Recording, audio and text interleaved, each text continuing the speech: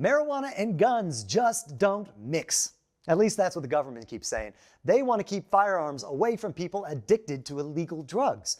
But if cannabis is legal, like it is in Pennsylvania, why wouldn't you have your Second Amendment right to own a gun?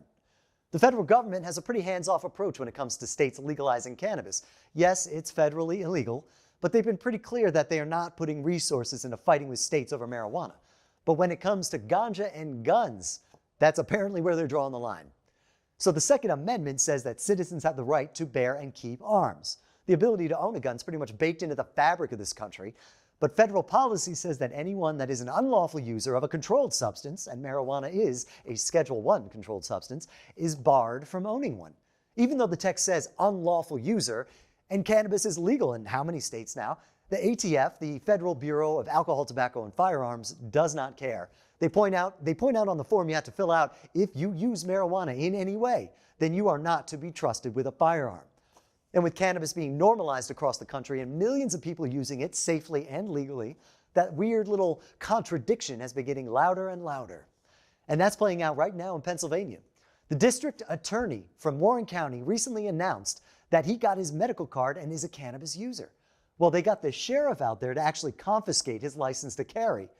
He was the district attorney. He knew the law, but he let these shenanigans play out, and now he's using it to advocate for cannabis patients.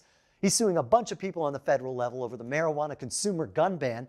He's even retiring from government service to put more time into helping people get their rights back. Senator Dan Laughlin sees the problem as well, and he's pushing through a bill that would at least address the issue in the state.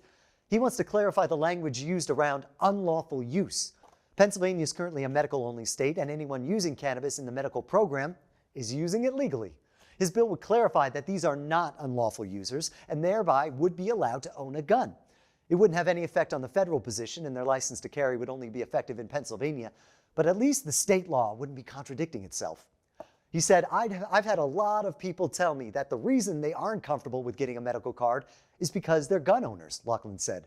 We're almost in this weird era of cannabis and guns and legality where it's almost like the old don't ask, don't tell phase in the military. And it's not like no one's bringing it up.